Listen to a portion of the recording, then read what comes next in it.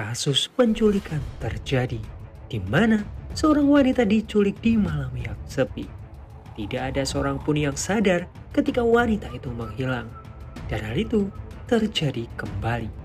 Bagaimana caranya dia bisa lepas dari psikopat yang menculiknya? Dan inilah The Watching.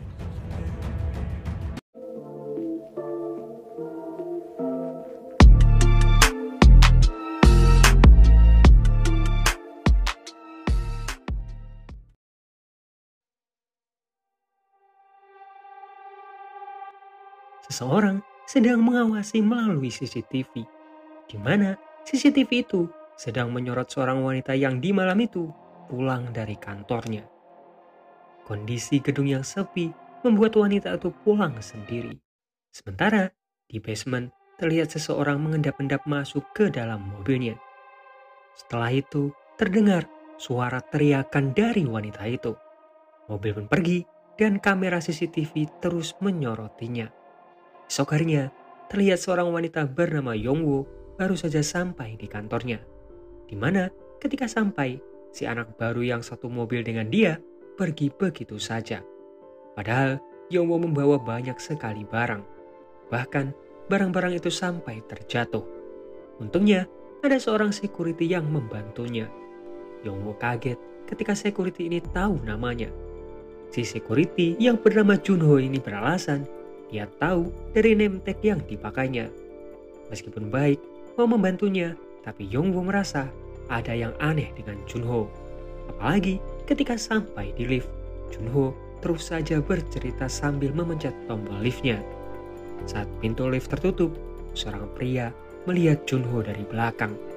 Ketika sampai di mejanya, si anak baru yang bernama Minhye ini diperingatkan untuk tidak lagi memakai earphone saat bekerja. Hal itu membuat Minhye sangat kesal dan curhat ke temannya lewat chat. Tiba-tiba, manajer mereka datang dan memberikan Yongwoo tugas tambahan yang harus dia selesaikan. Yongwoo sempat menolak karena dia masih harus menyelesaikan tugas yang lain. Cuma si manajer tidak mau tahu, dia berlalu pergi. Yongwoo pun pergi ke pantry untuk mengambil minuman. Melihat Yongwoo yang pergi, Minhye juga ikut pergi.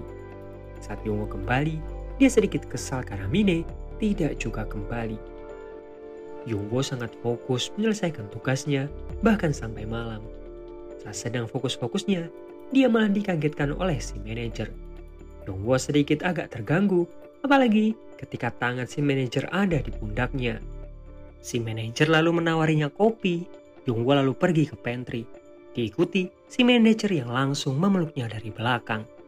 Yongwoo mencoba melawan. Yongwoo yang ketakutan pun segera pergi mengambil tasnya. Saat akan keluar, dia dikagetkan oleh security yang sedang berkeliling. Saat di basement, Yongwoo mendengar suara aneh. Dia segera bergegas pergi. Junho yang berada di pintu keluar sadar bahwa mobil yang ada di depannya adalah mobilnya Yongwoo. Jadi, Junho malah memintanya berhenti dan mengobrol sejenak. Yongwoo pun bertanya apakah dia bisa melihat CCTV di pantry. Junho bilang dia bisa membantu. Yongwoo lalu memberikannya minuman sebagai ucapan terima kasih dan berlalu pergi. Natal kurang sehari lagi dan keesokan paginya Yongwoo tetap berangkat ke kantor. Yongwoo yang seorang single parent ini menitipkan anaknya ke bibinya. Saat berangkat inilah Yongwoo membelikan kue kelinci untuk hari Natal anaknya. Saat di parkiran, Yongwoo melihat si manajer yang sedang marah-marah. Ketika bertemu security senior, Yongwoo memberikannya roti untuk permintaan maaf karena sering lembur malam. Di lift, Yongwoo tidak sengaja bertemu manajernya. Keadaan jadi semakin awkward, tapi si manajer meminta Yongwoo menyelesaikan tugas yang diberikannya kemarin. Yongwoo pun meminta si manajer untuk meminta maaf atas apa yang dia lakukan semalam. Si manajer acuh. Yongwoo mengancam akan melaporkan hal ini ke atasannya. Tapi si manajer tidak memperdulikannya. Pengumuman disiarkan bahwa kantor akan tutup di jam 10 malam selama 3 hari untuk memperingati hari Natal. Di kantor, Yongwoo menanyakan tentang tugasnya Minhye yang harus diserahkannya. Cuma Minhye beralasan tugas itu belum dia selesaikan. Yongwoo sangat kecewa. Dia meminta Minhye untuk lembur malam ini. Hal itu membuat Mine sangat kesal. Ia mulai menjelek-jelekan Yongwo di hadapan temannya. Dan hal itu terdengar lewat CCTV. Mine lalu pergi ke tangga darurat. Di sana, dia melihat manajer yang sedang berbicara dengan Junho. Tapi saat coba untuk dilihat lagi, mereka sudah pergi. Mine pun kembali menyelesaikan tugasnya. Yongwo yang merasa kasihan meminta Mine untuk pulang duluan dan dia yang akan menyelesaikan tugasnya. Tentu, Mine tidak menolak. Dia langsung bergegas pergi. Kantor sangat sepi di malam itu. Bahkan cuma tinggal Yongwo sendiri. Di basement, Junho menggeser sudut kamera dan terlihat ada tetesan air yang jatuh ke mobilnya Yongwo. Selesai mengerjakan tugasnya, Yongwo menelpon anaknya dan berjanji akan cepat pulang. Terlihat seseorang mengunci pintu. Lampu juga tiba-tiba padam. Yongwo panik. Dia berusaha menggunakan lampu di HP-nya. Tapi saat dia memegang handle pintu mobil, dia tiba-tiba pingsan. Saat tersadar, Junho sudah ada di sebelahnya. Anehnya lagi, dia sekarang memakai gaun. Junho bilang bahwa tadi Yongwo pingsan karena kesetrum. Air yang jatuh dari langit-langit tadi tersambung dengan kabel yang konslet. Dan karena pingsan itulah bajunya Yongwo basah. Makanya Junho menggantikannya. Junho terus bilang bahwa Yongwo sangat cantik menggunakan gaun itu. Yongwo ketakutan. Dia memutuskan untuk pergi. Tapi sialnya, mobil miliknya malah rusak dan tidak bisa dinyalakan. Junho pun mendekat. Dia bilang bahwa tadi dia sudah menelpon Derek. Jadi akan lebih baik jika mereka menunggu Derek di dalam karena cuaca di luar sangat dingin. Junho lalu berlutut. Dia ternyata sudah mempersiapkan sepatu yang pas di kakinya Yongwo. Yongwo merasa ada yang aneh dengan Junho, tapi dia sendiri tidak memiliki pilihan lain selain mengikutinya. Di dalam, ternyata Junho sudah menyiapkan hidangan, membuat Yunwo bertanya-tanya. Apalagi ketika Junho mengeluarkan kue kelinci yang sama seperti yang Yongwo pesan untuk anaknya. Yongwo mulai curiga, tapi dia mencoba untuk mengikuti alurnya. Junho menatap Yongwo yang terlihat tidak nyaman minum bersamanya. Junho mulai terlihat kesal. Dia lalu bercerita bahwa sebenarnya semua ini dia persiapkan untuk calon pacarnya. Bahkan gaun yang dipakai Yongwo saat ini adalah gaun yang dibelikan untuknya. Mendengar perkataan itu membuat Yongwo semakin syok. Dia sangat ketakutan, tapi dia mencoba untuk tetap tenang. Yongwo mencoba bertanya tentang truk dereknya, tapi pertanyaan itu segera dipotong Junho yang memintanya untuk berfoto menggunakan gaun itu. Tiba-tiba Junho merangkulnya. Yongwo kaget, dia makin merasa tidak nyaman. Dia memutuskan untuk menelpon taksi. Yongwo pun pamit, tapi Yongwo bersikeras pergi karena dia harus merayakan Natal bersama anaknya. Kamera CCTV terus menyorot ke arah Yongwo. Sementara Yongwo sendiri bingung karena semua pintu sudah terkunci. Sementara Junho memegang rantai di tangannya, mengunci tempat lain yang sekiranya belum dia kunci. Sementara Yongwo akhirnya memutuskan kembali ke dalam. Dia mencoba mencari kunci, tapi di saat itulah ia malah menemukan barang-barang miliknya yang sengaja dikumpulkan oleh Junho. Hal itu makin membuatnya ketakutan. Anehnya lagi, ketika dia melihat CCTV, ada satu kamera yang terpasang di rumahnya, yang saat ini menyorot ke anaknya yang sedang bermain. Yongwo pun berusaha menelpon polisi, tapi sinyal di tempat itu dimatikan. Kabel telepon juga diputus. Junho lalu kembali. Yongwo berusaha bersikap tenang dengan bilang semua pintu terkunci. Jadi dia memutuskan untuk kembali. Yongwo memohon ke Junho untuk membukakan pintunya, tapi Junho menolak. Dia lalu mematikan layar yang menyorot ke rumahnya Yongwo sambil bilang bahwa semua ini dia lakukan karena dia menyukai Yongwo. Yongwo yang berusaha pergi terus dihalangi oleh Junho. Junho lalu memborgol tangan Yongwo. Yongwo memohon untuk dilepaskan. Junho bilang jika Yongwo ingin merayakan Natal bersama anaknya, anak itu bisa dia bawa ke sini. Yongwo pun ketakutan dia tidak mau anaknya ikut terlibat. Yongwo akhirnya menurut. Junho lalu membawanya pergi dengan mobil. Tangan Yongwo diborgol di dalam mobil. Mereka lalu masuk ke basement paling bawah. Yongwo ketakutan, tapi Junho mencoba menenangkannya. Dia akan menunjukkan kejutan untuk Yongwo yang sudah dia persiapkan. Mobil pun berhenti, terdengar suara erangan. Dan saat lampu mobil dinyalakan, terlihat si manajer dan Mine yang sudah terikat. Junho tersenyum. Dia pun tancap gas berusaha menabrak mereka berdua. Tapi mobil itu berhenti ketika Yongwo terus memohon. Junho keluar. Pertunjukan sebenarnya akan terjadi. Sudut kamera dibetulkan. Junho menjelaskan bahwa dua orang inilah yang selalu jahat ke Yongwo. Jadi mereka pantas mendapatkan balasannya. Junho lalu selfie dengan si manajer. Tapi karena si manajer berisik, Junho menyayat dahinya. Junho lalu bertanya, siapa duluan yang harus dia bunuh? Yongwo terus memohon untuk melepaskan mereka. Junho pun kesal. Dia mengambil besi dan terus memukul si manajer. Darah bercucuran di mana-mana. Si manajer sudah tidak bergerak lagi. Junho lalu melepaskan Mine. Dia kembali ke mobil. Saat borgol berusaha dilepas, Junho melihat ada pergerakan dari si manajer. Junho kembali menusuk leher si manajer berkali-kali untuk memastikannya tewas. Kesempatan itulah yang digunakan Yongwo untuk kabur. Bukannya dikejar, Junho malah terlihat senang. Dia seperti tertantang. Yongwo yang kabur tanpa alas kaki mencoba mengambil sepatu di mobilnya. Dia juga mempersiapkan kunci L sebagai senjata. Mine lalu mendekat. Dia kebingungan karena semua pintu di gedung itu terkunci. Yongwo ingat bahwa dia tadi sempat mengambil kunci. Mine yang panik malah merebut kunci itu yang membuat kunci itu terjatuh. Yongwo berusaha mengambilnya, tapi celah besi itu terlalu sempit. Jadi dia meminta Mine membantunya mengangkat besi itu. Tapi karena tenaga mereka tidak kuat, besi itu tidak terangkat.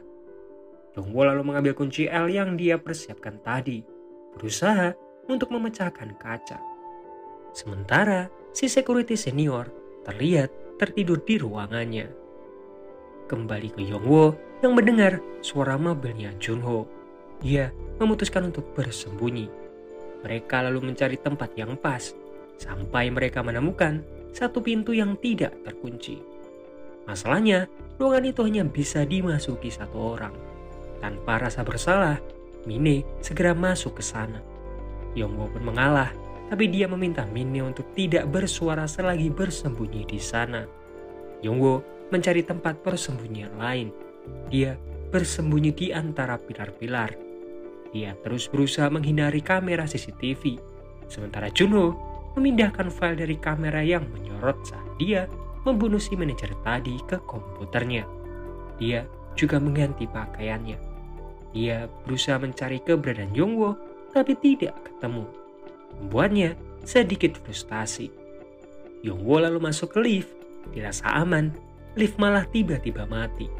Dia lalu meminta bantuan. Seseorang menjawab. Yongwo pun sadar bahwa itu adalah suara dari Junho.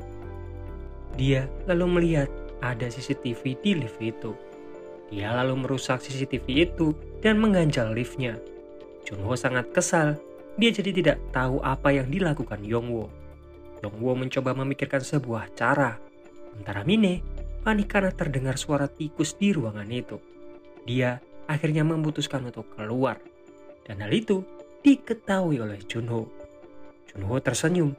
Dia pun menghubungi Yongwo. Ini diminta untuk memohon agar Yongwo menyerahkan dirinya. Junho mengancam akan membunuh Mine jika Yongwo tidak ingin berkencan dengannya. Mine yang tidak ingin mati terus memohon agar Yongwo mau menuruti permintaan itu. Lift pun terbuka. Mereka kembali ke ruangan yang tadi. Sebelum itu, Yongwo meminta Junho melepaskan borgolnya. Yongwo lalu melirik akuarium di atas meja. Dia mengerang kesakitan. Junho panik. Dia lalu mengobati kakinya Yongwo yang terluka. Di saat itulah, Yongwo menyemprotkan semprotan merica ke matanya Junho. Dia juga memukul kepalanya dengan akuarium yang ada di meja. Bukannya segera kabur, Yongwo lebih memilih mencari keberadaan Mine. Di saat Junho masih tergeletak ini, terlihat seseorang menggerakkan beberapa kamera CCTV mencoba mencari keberadaan Yongwo. Yongwo memutuskan untuk menelpon polisi. Dia mencoba mencari sinyal. Sementara Junho kembali sadar. Dia lalu mengganti pakaiannya dan membersihkan darah di kepalanya. Kembali ke Yongwo, sinyal yang jelek membuat panggilan itu terputus. Yongwo yang berusaha mencari sinyal malah menjatuhkan HP-nya. HP yang coba diraih malah membuat kukunya patah. Yongwo mendengar suara seseorang. Ternyata ada orang mabuk yang datang setelah mendengar teriakan dari Yongwo. Pria itu diminta untuk mengambilkan HP-nya. Tapi telepon itu malah dijawabnya. Karena mabuk, pria itu berbicara ngawur. Yongwo terus berteriak untuk menyelamatkannya, berharap polisi mendengar suaranya. Telepon pun mati karena baterainya habis. Yongwo memohon ke pria itu untuk menyelamatkannya. Tapi pria itu bilang, Yongwo bisa meminta bantuan ke orang di belakangnya. Junho sudah bersiap dengan pisau di tangannya. Pria mabuk itu lalu pergi. Junho sangat kesal, tapi dia tidak bisa melukai Yongwo. Jadi, dia melukai tubuhnya sendiri. Junho melampiaskan amarahnya. Dia berpikir, apa karena dia seorang security, jadi Yongwo tidak menyukainya. Sirine polisi terdengar. Junho segera menyetrum Yongwo sampai dia pingsan. Dia lalu mengganti pakaiannya. Lagu pun diputarnya, agar polisi tidak bisa mendengar suara dari Yongwo yang dia masukkan ke bagasi mobilnya. Polisi sedikit kesal karena Yongwo sangat lama membukakan gerbangnya. Polisi tadi mendapatkan laporan dari telepon yang pusatnya ada di gedung itu. Junho bilang mungkin itu cuma prank, karena sudah tidak ada siapa-siapa di gedung itu kecuali dia. Polisi tentu tidak mudah percaya. Mereka tetap akan memeriksanya. Junho yang ikut di mobil polisi sudah mempersiapkan pisau. Kalau dia ketahuan. Yongwo terus berusaha minta tolong. Tapi suara teriakannya tidak terdengar karena musik yang disetel sangat keras. Tiba-tiba, polisi mendapatkan laporan penyerangan di tempat lain. Jadi mereka memutuskan untuk pergi ke sana. Sementara Yongwo berhasil membuka bagasi mobil. Dia berlari sekuat tenaga mengejar polisi. Tapi polisi keburu pergi. Junho tepat ada di depannya. Yongwo berlari dan segera dikejar oleh Junho. Yongwo yang dasarnya terluka tidak bisa berlari cepat. Jadi Junho bisa dengan mudah menangkapnya. Security senior tiba-tiba datang. Dia yang melihat pintu gerbang terbuka langsung menutupnya. Mendengar teriakan dari Yongwo, security senior ini berlari dan membantunya. Dia menyerahkan kunci dan meminta Yongwo pergi mencari bantuan. Junho menghalanginya. Saat mereka berkelahi, Yongwo segera kabur. Tapi saat sampai di pintu keluar, seseorang mengejarnya dari belakang. Ternyata orang itu adalah si manajer. Yongwo tentu kaget. Dia merasa melihat hantu. Tapi ternyata hal yang dilakukan Junho ke manajer tadi cuma akting. Mereka ini berpura-pura agar Junho bisa terlihat seperti pahlawan di hadapan Yongwo.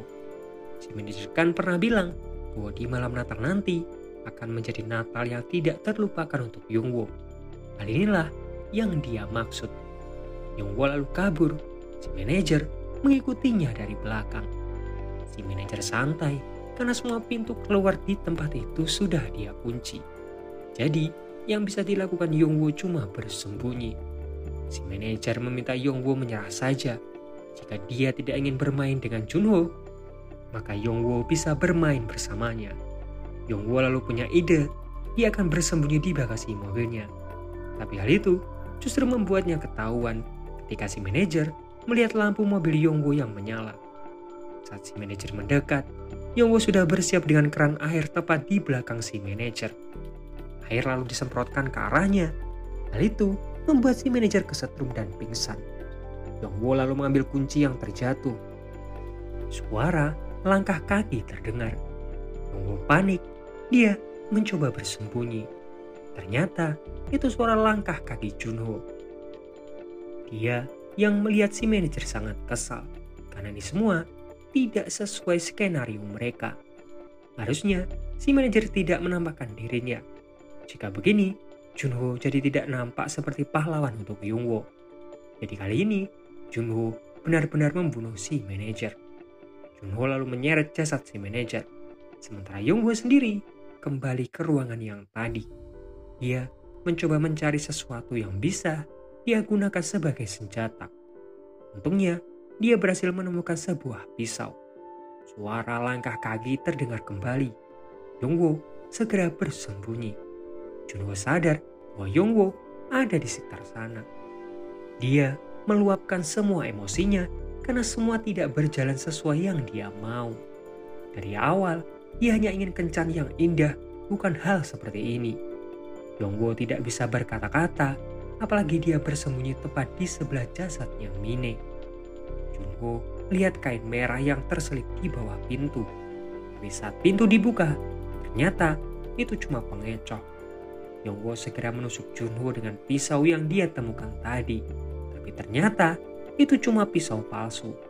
Junho mulai menyiksa Youngwoo. Lampu dihidupkan kembali. Sambil menatap boneka beruang, Junho bilang bahwa filmnya akan diubah menjadi film horor. Ternyata ada kamera tersembunyi di dalam boneka itu. Youngwoo segera meraih sepatu dan segera dipukulkannya ke arah Junho. Dia kabur kembali dengan mengambil kunci mobil.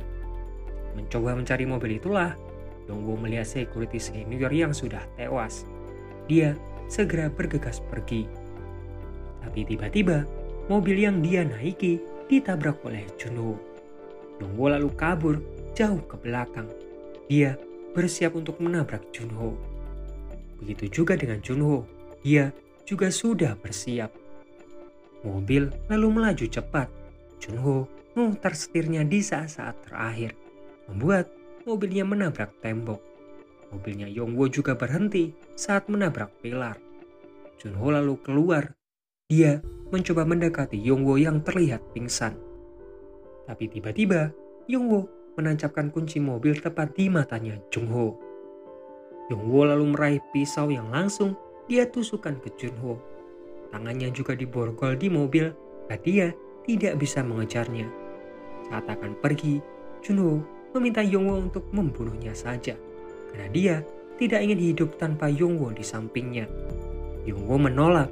Junho harus mendapatkan hukuman dari semua yang telah dia lakukan. Junho lalu mengambil pisau di perutnya dan menusukkannya ke lehernya. Youngwoo tidak menoleh sama sekali. Dia hanya fokus ingin keluar dari gedung itu. Akhirnya, Youngwoo bisa bernafas lega. Sementara di dalam, kamera CCTV terus menyorot ke arah jasadnya Junho. Terdengar suara seseorang bilang cut dan filmnya keren. Ternyata orang itu adalah pria yang mabuk tadi. Dia adalah sutradara film. Pria itu lalu mengambil semua rekaman dari filenya Junho. Setelah mendapatkannya, dia menghapus semuanya. Dia juga berusaha menghilangkan bukti yang terkait dengan dirinya. Yang masih bingung apa yang sebenarnya terjadi? Sini aku jelasin. Jadi, pria ini ingin membuat sebuah film yang bagus, di mana skenarionya ada seorang karyawan di suatu perusahaan yang dibully setiap hari. Dan tiba-tiba ada seseorang yang menyukainya akan membantunya dan menyingkirkan orang-orang yang membulinya itu. Itulah skenario awalnya. Makanya pria ini memasang banyak sekali kamera termasuk di rumahnya Youngwoo. Tapi di tengah skenario, Junho malah membunuh si manajer dan orang-orang lain. Tapi hal itu malah membuat filmnya jadi sangat menarik. Film itu sangat laku keras dengan judul Pembunuhan di Tempat Parkir Bawah Tanah. Yang membuat film itu laku karena pengambilan videonya dilakukan secara asli. Bahkan mereka mendapatkan keuntungan yang sangat besar. Total ada 4 orang yang tewas dalam pembuatan filmnya. Youngwoo yang mendengar berita itu hanya bisa terdiam. Sampai sekarang, polisi masih mengusut kasus ini dan berusaha mencari orang-orang di balik kasus ini. Dan film pun berakhir. Nah itu tadi alur cerita film Watching. Terima kasih karena sudah menonton dan seperti biasa, like kalau kalian suka, dislike kalau